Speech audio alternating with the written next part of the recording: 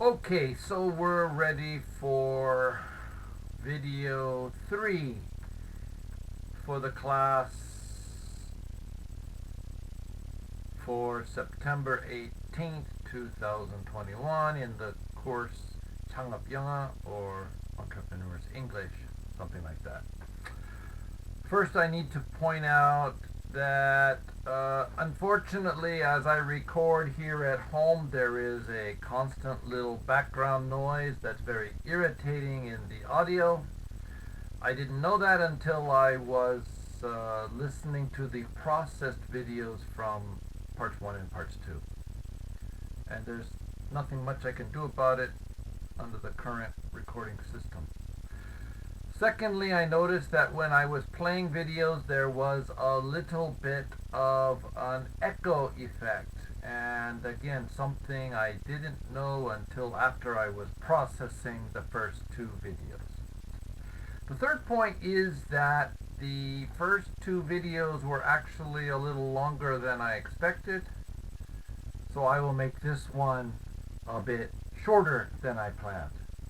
I told you the 3 would average around 40 minutes, and I see the first one is about 55 and the second one is about 50, so we're well over. This one will be probably 30 minutes, maybe less. Let's take a look. We have 2 things to do in this part. Part 1 is this key thoughts on English language and communication. That is kind of a culture side of English. And I have mentioned this in class before when we were talking about self-introductions. In self-introductions in Korean, you give a very long self-introduction. In English, the self-introduction is much shorter, and especially if you have a name card to pass over, a self-introduction could be 10 seconds. But in any case, when we speak English, we often don't say everything. I've just noticed that my light is not on. Let's turn on the light. English is a question-based style of communication. Korean is a presentation style. That's my words. What I mean is that in English we tend to say less and to say things in a way that invites questions. We think that conversation is two-way. I say something and it causes you to ask a question or to confirm, is that right? Or to add to what I have said in a way that shows that you're listening to me and that shows that you are participating in the talk, not just my talk. That being the case, I think, probably our class should focus more on live English, not just presentations, not just grammar, not just vocabulary, but instead more like growing the vocabulary and phrases that you can use in real talk. As I said in the first class meeting, one of the objectives for the course from our department chair, Kim Chang-won 교수님, 학과장님, is this idea that we are presenting our business, that we are selling our business, and we'll probably do a little bit of that towards the end, but before we can do that, we actually have to know words. So maybe we don't have to worry so much about pronunciation and grammar. We need to know some words. Let's talk about business English, because for the most part, when we talk about vocabulary in this class, when we talk about style of communication, like last week when we talked about emails and the inverted triangle idea of broad information first and then details later. Business English is front-loading. Okay, we put the main point first, as we said last class. That in business English, interjections are normal. Is that right? I didn't know that. Does that mean that while you're talking, other people are jumping in? In many languages, that's considered rude. And some people think in English it's not very polite, that it's my time to talk. But really, business is not that way. We interact and we interject, we jump in. Questions are polite. Not that questions are rude, but that questions are polite. It shows you're listening. It keeps conversation moving. That speeches and presentations are done sometimes, but we usually know that's coming. We say somebody's going to do a presentation, or we say it's time for your pitch. Pitch us your idea.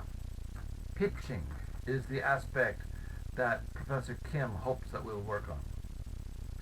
So an elevator pitch is maybe the most important thing you can do to promote your business. That's not the full pitch that people often talk about and pitch decks and all that. But the elevator pitch is this real quick talk, could be 30 seconds, that explains why somebody should let you talk more. Think of the idea of you get in an elevator and you recognize somebody, and you're both going up in the building. Maybe you get off on the 5th floor. Maybe he will get off on the 12th floor. But from 1st floor to 5th floor, you have 30 seconds to tell him why he should invite you to come back. So you've got your name card, and you got a 5-second introduction. Hi, I'm Robert Dickey with Aardvark Enterprises. We develop new cell phone apps, including this app, which allows you to live translate your voice to spoken Korean. Let's try it. Hi, my name is Robert Dickey. 안녕하십니까? 저는 로버트 디키입니다. Something like that. You got 30 seconds to sell them your idea, and they go, oh, that's quite interesting. Listen, I'm busy right now, but why don't you come up to the 12th floor after lunch, and we'll find a couple minutes for you to tell me more. So that 30-second elevator pitch. Then a funding pitch is more formal, it's more prepared, it's more practice, it probably has some information that's very detailed. But know that you might get interrupted. Now, again, some pitches are going to be much longer, but we're going to start with the idea. We'll start with the idea of a 3-minute or 5-minute funding pitch. And a pitch usually has examples, models, maybe a pitch deck. And we will talk about this later in the semester. Okay, so business English, English communication, the culture of business English communication. And those are some key thoughts. You want to learn this. We have a midterm test in about 4 weeks. And these kinds of ideas can be included on your test. All right. Now, the item actually dated for today, September 18th, is just basically a vocabulary list. You'll notice this list, in this list, words don't match exactly previous list. Now, I said that in our first video for today.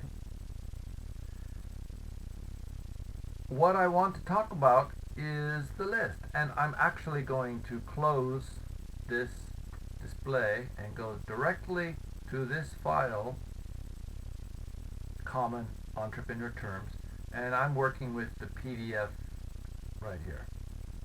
So, this is a PDF printout of a website.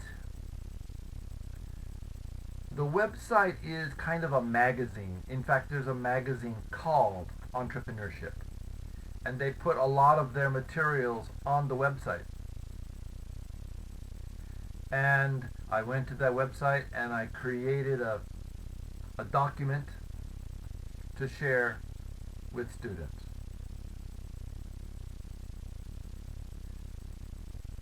So what's important here is that some of the other vocabulary lists that we will work on were created.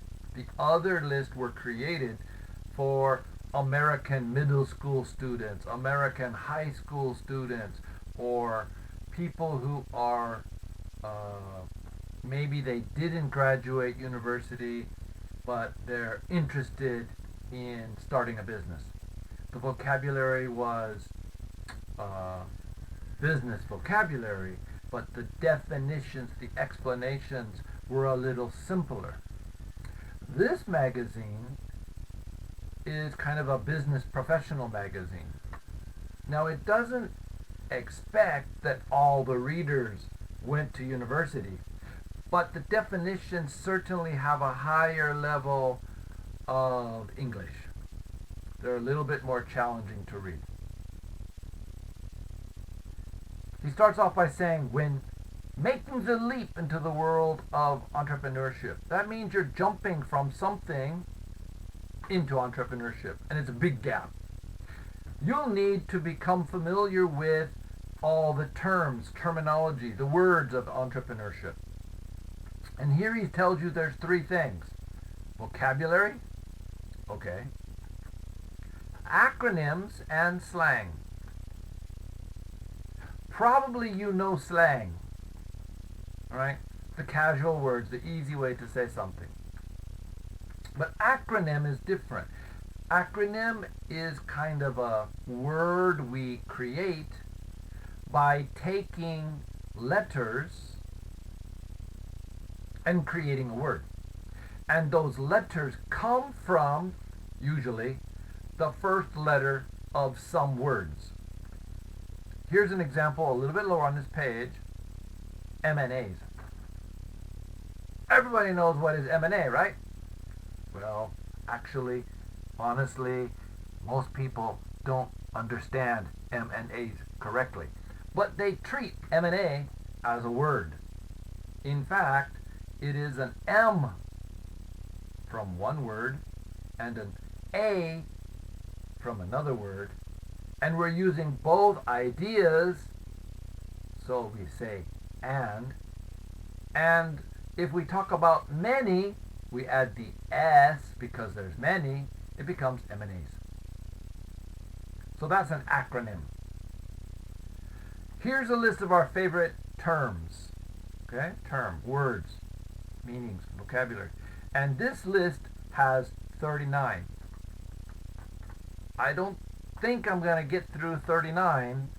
We only have less than 20 minutes, but we're going to take a look at some. So, acquisition is the first word, and acquisition is the A in the word M&A, the acronym M&A. Acquisition means to acquire, to get. It just means to get. But acquisition, I-O-N, that suffix, end of the word I-O-N, is a general grammar construction, general grammar working that changes a verb, a doing, to get, changes it into a noun, a thing, an idea, a concept. So the idea that you can get is the idea that you can acquire. The idea that you can acquire is acquisition. So acquisition means taking ownership of another business. To buy another business, or to somehow other way get another business. Often it's buy, could be something else. Now, when we talk about M&A, that means merger and acquisition, but merger is actually a different idea, and in the future we'll talk more about how these two words are different. That merger and acquisition are technically different, but often in ordinary talk we just conflate these ideas and call it M&A. Often it doesn't matter if you merge or acquire. Other times it's very important. So acquisition is the getting as an idea, the idea that I get. Advertising, you know this. It's the same word in Korean as it is in English, right? You've got a word in Korean, it fits perfectly well. I'm not supposed to speak too much Korean, so I'm not going to say that word. Okay? Getting attention,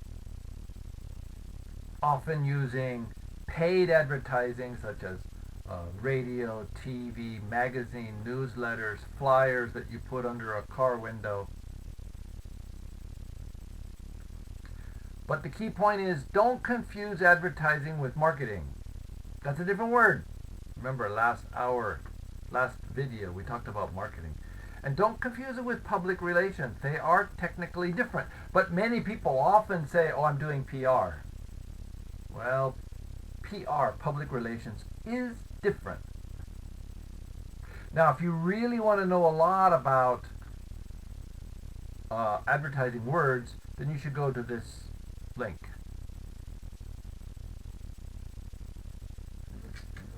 Angel investors is one of the favorite words that you will hear. People will talk about it a lot.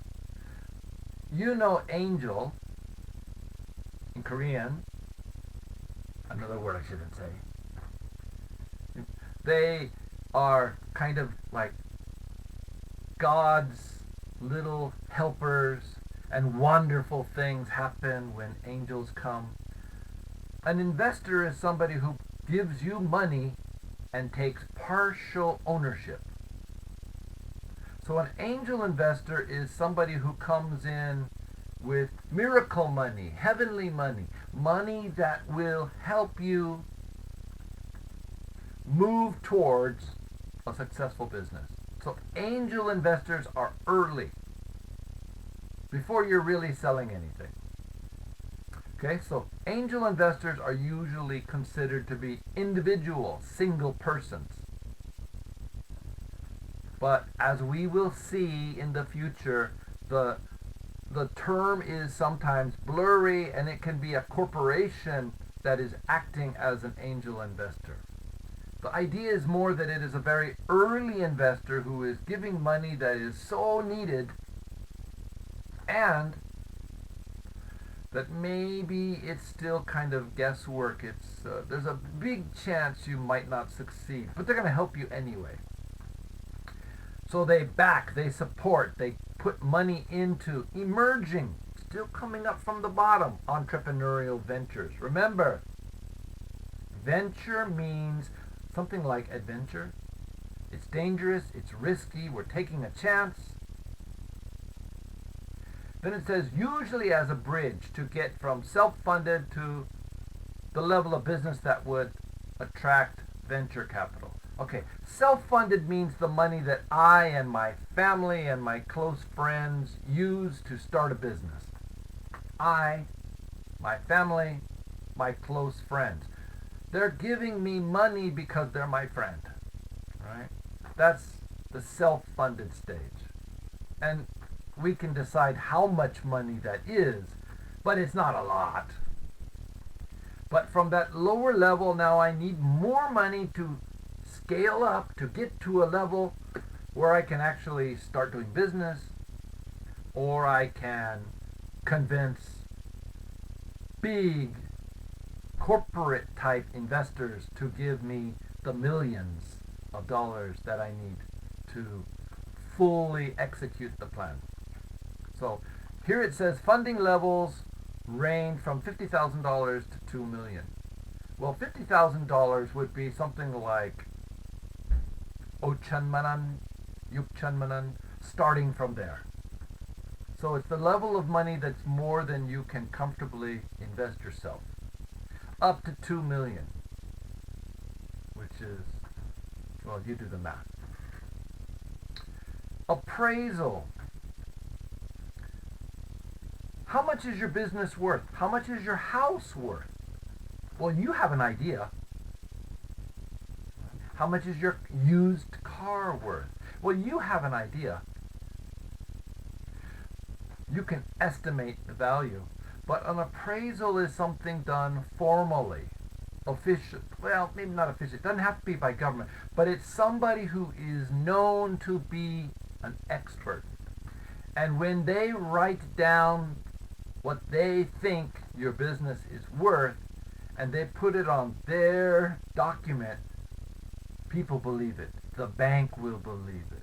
Other investors will believe it. So it's a formal estimate. It's not kind of a guess. It's a process with an outcome that estimates the value of something on the open market. So what is it worth? What would somebody else pay for it? And an appraisal explains how that value was determined. We looked at 8 other businesses of similar size and found that because of this, because of that, because of this, because of that, we can come up to a number. In the same way, if you're trying to sell an apartment, you look around in the neighborhood and find other apartments that are similar. What are they selling for? Is it the same size? Is the building the same age? Is it in the same building complex? Is it whatever company? Lotte invents Ilcha, Icha, Samcha. Are they all the same? Are they a little different? We come up with some kind of paperwork that a bank or major investors will trust. Now, the idea of value is a word that we have to think more about, and I think it was in our first list, and it might be in this the end of this list, but I don't think so. Let's check really quick. Value, value, value. Value here. No, it's not here. Because value is considered a more basic term, I guess they didn't put it in here. Barter. Barter means trade. Barter means to buy and sell, but not with cash. To use other things. Barter in the classic sense was the farmer who went to the Shijang with a bag of rice, and he traded his bag of rice for 4 chickens. 4 chickens, 1 bag of rice. Okay, we'll make a trade. So barter is exchanging without money. Now, technically, it could include money, but in general, we understand it not. So, direct exchange of merchandise or services between businesses, it could be the man who says, okay, I will be your security guard. I will work every night from 6 p.m. until 8 a.m. In exchange, you're going to give me a small apartment, and I can live in it. And that's our exchange. That might be a good trade. He might want more than that. He might want also some cash, or he may say, how do I eat? But it's the idea that there's a little or no money involved. It's a trade of one thing of value, another thing of value. I need your work, you need a place to sleep. Business incubator, this word is used in Korean a lot, incubator. An incubator without business, incubator is like for chickens. When you have chicken eggs, and it's going to take a few weeks before they come out, well, in nature, the chicken sits on the egg. But in business, we take all those eggs and we put them in a warm, lighted, safe and secure box where they can grow safely. We provide all the good conditions so that they can grow safely. A business incubator is the same idea. It's a place where small startup businesses can safely and securely grow. Typically, an incubator provides space for the business to work, coaching, and various support services. You need a secretary, or you need a fax machine. What are the kinds of things that a business might need? Instead of going out to pay for it, it's right here. All right. Now, there's a few words that are similar to incubator that we will talk about later in the semester. Okay, business valuation. Remember we talked about appraisal, and I said, is value or valuation in this list? Well, it is, under business valuation. Okay, so an appraisal is a formal business valuation. A valuation is an estimate of the worth.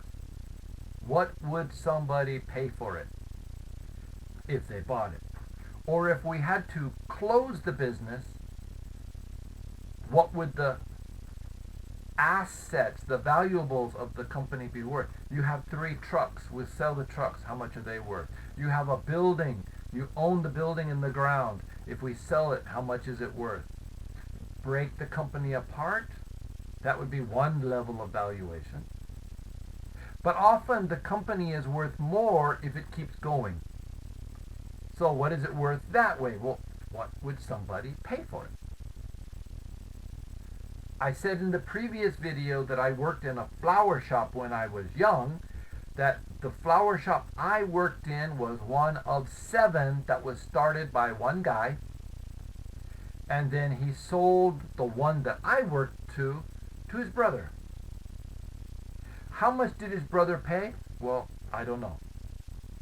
Did they use a formal business evaluation, or was it kind of a informal, friendly exchange? I don't know. If brother who bought needed to go to the bank to borrow money, then he would have needed a formal appraisal, a formal business valuation. But if he was using his cash, probably, both brothers were pretty wealthy, then he might have just gone with an informal valuation, asked his accountant to take a look at it and make a judgment. Consumer direct marketing. Okay, here's one of those marketing words that I mentioned. Consumer direct marketing, a form of network marketing. Okay, I'm not going to go further into this today. I'm just pointing out that we will find lots of words about marketing. Now, it's your job to read this, to study this, to think about this, to try to find meanings, and then if you have problems, to ask me in class. But you can copy paste this and drop it into your favorite translator if you want to get a lot of it. Copyright, corporation, downline. Okay, that does not mean like computers and online. It's multi-level marketing. What's that? Read more. Due diligence, entrepreneur. We've talked about this in recordings. A person who organizes, operates, and assumes the risk for a business venture. And assume the risk is always a key word when we talk about entrepreneur, because small business usually has less risk. Partnership, home-based business, independent contractor, intrapreneur. Don't talk about that much. That's kind of entrepreneurial spirit and mind, but working inside a big company. Google is a company that encourages its workers to start intrapreneurial projects. That is, projects that will be owned by Google, developed by Google workers, but we're going to give you some time and some space to come up with new projects. Joint venture, limited liability company, limited partnership, line of credit, marketing, there we go again. Merger, the other half of acquisition and merger. Remember, acquisition is to get, merger is a joining. 2 businesses that join. So how is merger different from acquisition? We'll talk about it later. Okay? But there is the point here. A true merger is when both businesses dissolve and move their liabilities into a new organization. A new organization.